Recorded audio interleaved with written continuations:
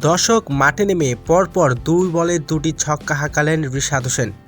রিশাদের এমন অদ্ভুত ব্যাটিং দেখে রীতিমতো হতবাক হয়ে তাকিয়ে থাকলেন স্যাম লিঞ্চ।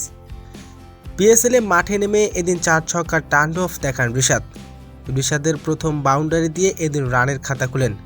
তবে রিশাদের ৪ ছক্কার দানবী ইনিংসে এদিন বড় পুঁজি পায় লাহোর কালান্দার্স। দর্শক বিস্তারিত থাকছে ভিডিওর প্রতিবেদনে। দর্শক আজ মরাবাচার ম্যাচে টান টান উত্তেজনার ভরপুর। সুপার 4-এর ম্যাচে আজ জিতলে ফাইনাল, হারলে বিদায়, এমন কঠিন সমীকরণে আজ মাঠে নেমেছে লাহোর কালান্দার্সের বিপক্ষে ইসলামাবাদ ইউনাইটেড।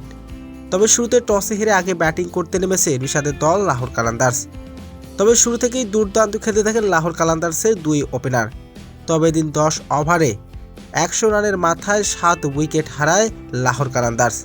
তবে এদিন ব্যর্থ ছিলেন অলরাউন্ডার সাকিব আল হাসান।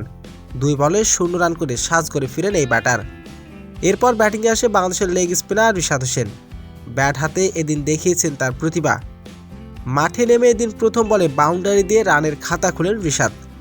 রিশাদের 4 ছক্কার বাউন্ডারিতে রীতিমতো হতবাক হয়ে তাকিয়ে থাকলেন সবাই। রিশাদের 4 ছক্কার দানবী ইনিংসে এদিন 202 রানের বড় পুঁজি পায় লাহোর কালান্দার্স। আর এদিন প্রথম বলে বাউন্ডারি হাঁকান রিশাদ। রিশাদ এদিন কেবল 3 বলে 5 রান করতে পেরেছেন। তো দর্শক, রিশাদের এমন 4 ছক্কার দানবী ইনিংস আপনার কেমন লেগেছে? দর্শক জানিয়ে দিন আপনার মূল্যবান মতামতটি কমেন্ট বক্সে।